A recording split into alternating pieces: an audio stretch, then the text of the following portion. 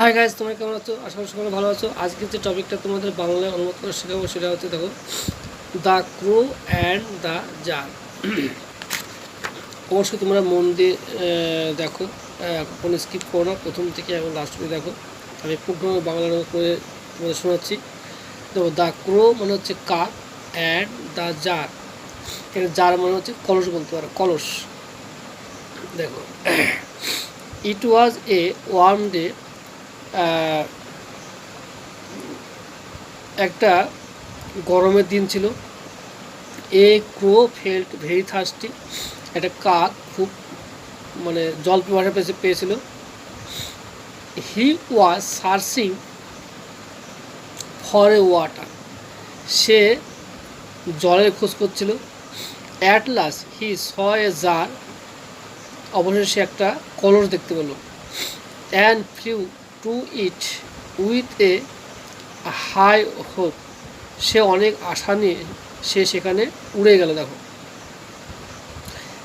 There was a little water in it, কিন্তু ওই পাত্রে খুব কম জল ছিল। দেখো, ইট ওয়াজ টু লো ডাউন, এবং সে জলটা খুবই নিচুতে ছিল, খুবই নিচুতে ছিল ওই জারের। হ্যাঁ, he could not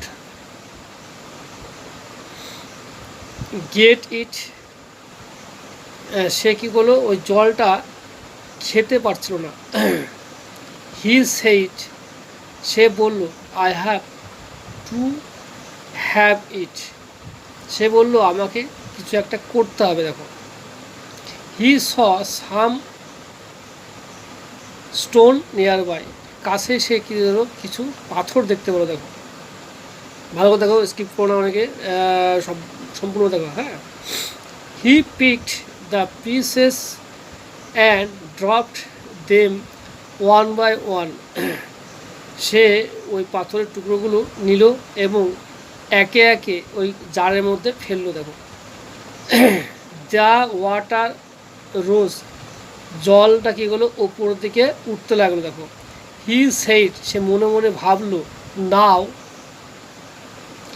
I can drink, এখন আমি জল পান করতে পারি। He drank his fill and flew away in joy, সে কী হলো, মনের মতন করে জল খেলো, তো বা তেষ্টা মেটালো এবং আনন্দে উড়ে গেল। দেখো, দেখো একটা মোরাল আছে। দেখো কী বলছে, necessity is the mother of invention, প্রয়োজনটাই হচ্ছে আবিষ্কারের মা। ঠিক আছে, এটাই মোরাল কথা। খুব সুন্দর একটা গল্প আছে, অনেকেই জানো। অবশ্যই অবশ্যই পুঙ্খানুপুঙ্খভাবে দেখবা। হ্যাঁ, আর সম্পূর্ণ দেখার জন্য অসংখ্য ধন্যবাদ।